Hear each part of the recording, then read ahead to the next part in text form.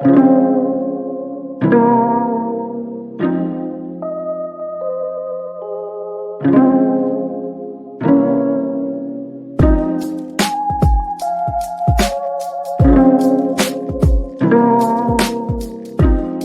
out to us, still rocking, doing our thing. It's been a beautiful day here in the Midwest.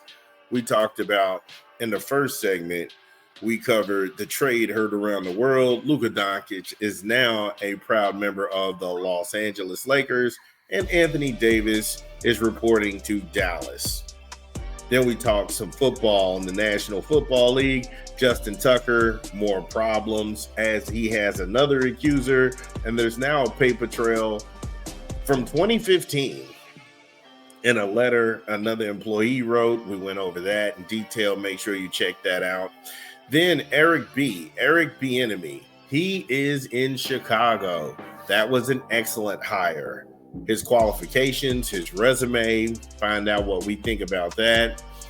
And then in our last segment, we talked about Ohio State and Jim Knowles. Jim Knowles, he used to be the defensive coordinator. He left. He goes to Penn State, and that dude is doing way too much. So from the world of college football, we're going to go to college basketball. And last night, that's how it's done, folks. John Calipari beats his old team.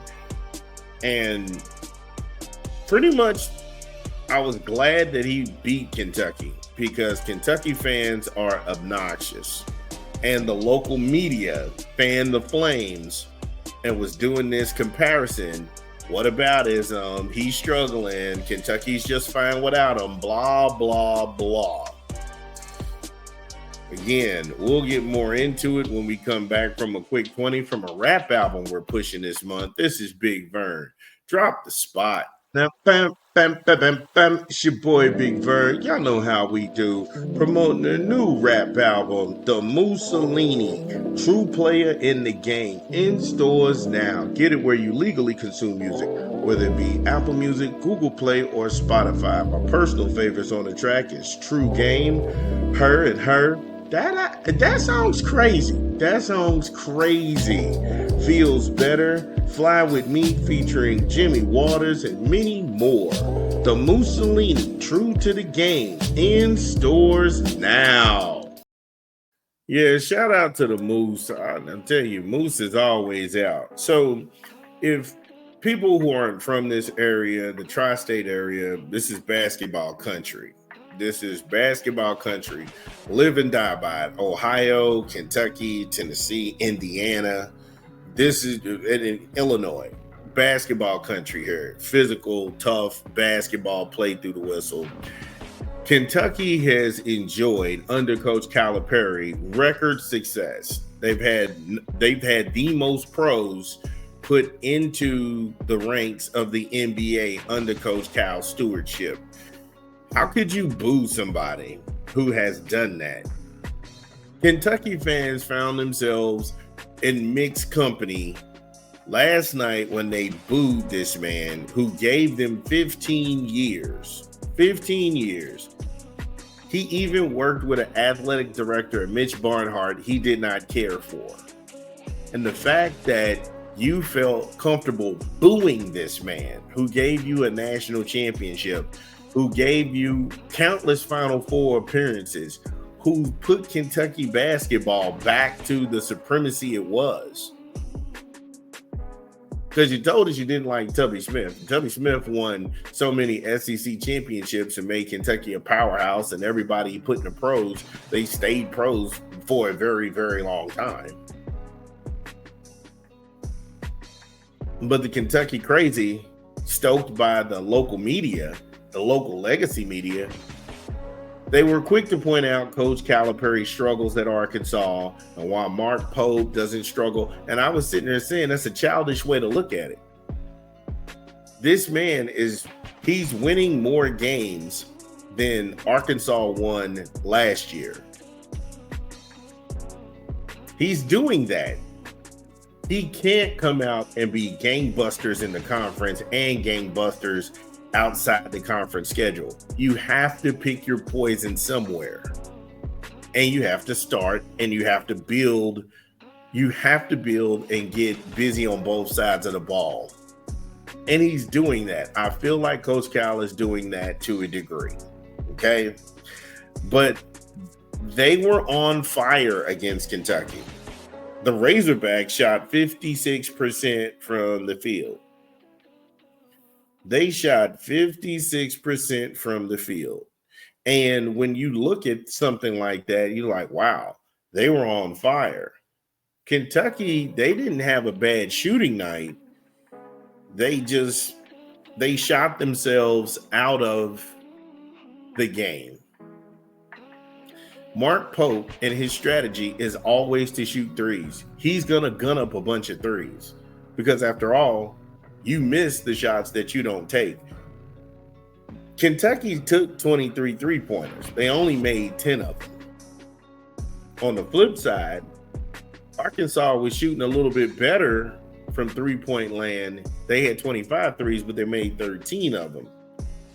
And when you're shooting 50, 55, 56% from the field, 50% from the three-point land, it's going to be hard to beat you. Kentucky at home had 14 turnovers. 14 turnovers. And this game was put in the fans' minds, the Kentucky lunatics. Now, there's the Kentucky crazy, where they will just think Kentucky can beat anybody. You can ask them about Kentucky beating the Cleveland Cavaliers. They will pick Kentucky, and then they will put the house on the line as well to back the bet. Not the lost souls. However, they were unbothered by Kentucky's tempo. They seem to have an answer for every time they went on a run. Now you'll have Kentucky people come out and say, well, Lamont, he didn't play. Look, if Lamont Butler played, it wouldn't have made a difference. They still would have lost this game. Kentucky, on the offensive rebounds, to surrender 26 defensive rebounds, come on now. Y'all got a 7-footer out there. Arkansas shared the ball particularly well around the perimeter, moving things around. They had 17 assists, so the ball really didn't die. They wasn't stuck on one-on-one basketball. Where you look at Mark Pope and his bunch, they had 11 assists. So it was mainly, I'm going to kick the ball out on the wing. He don't have nothing. I'm going to kick it right here at the top of the key. He going to shoot the three. You all played for 40-plus minutes. You should have more assists than 11 assists. Come on now. As a team.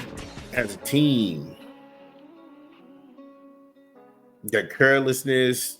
They couldn't hold on to the ball. Arkansas had 10 steals in that game. And at times, you felt like it was Kentucky playing against Kentucky because the old Kentucky players that was there, DJ Wagner looked better than I think he's ever looked. It's like he knew everywhere he wanted to get on the floor, and they could do nothing with this young man. 17 points, 3 rebounds, 8 assists. And I'll be honest with you, I think under Coach Cal, he needed this year to come back to develop. But ladies and gentlemen, that's how it's done, folks. Mic drop, and then you walk out on them. And Kentucky has nobody to blame but themselves. They made this game a big game. Nobody thought this was a big game. Arkansas isn't even ranked. They didn't put this game on in prime time. This game started at 9 o'clock at night. So this wasn't a primetime game. They wasn't playing a ranked opponent. The only reason that they wanted this game so bad to matter was that it was Coach Cal going into Lexington to play Mark Pope and the Kentucky Wildcats. And now that Kentucky's lost this game, now Kentucky fans feel like the season's over. Like, what? you all made the thing a thing. People wasn't saying was a thing, and now you're mad about the thing that you made a thing, and people don't pay attention to it. You get what you ask for. And the fact that he left laughing and he got his revenge on Mitch Barnhart, that is satisfying in itself. Because we've been telling everybody who would listen, Coach Cal was trying to leave Kentucky back in 2019 because he wanted the UCLA job, and he still feels like that's the one that got away. He had enough of Mitch and his antics in 2022 when he wanted a new practice facility, because that's how all of this got started, over a new practice facility. A practice facility Mitch didn't have to fundraise for. He didn't have to go to the alumni. It was all of the old players that played for Coach Cal. He secured $1 million commitment from the guys so he can build this facility, and he still got over vetoed by Mitch Barnhart. So congratulations to Cal. You just proved that you were right. The Kentucky Crazies need to get over themselves. There's a lot of season left. You all have a great team. Focus on that. Don't get down into being negative. Don't get down into being negative. Dun, dun, dun, dun. Well, that's the show. Thank you all for joining us. We had a great time. Make sure you smash the like and subscribe button and share the content. This is Big Vern, and we'll see you tomorrow. Peace.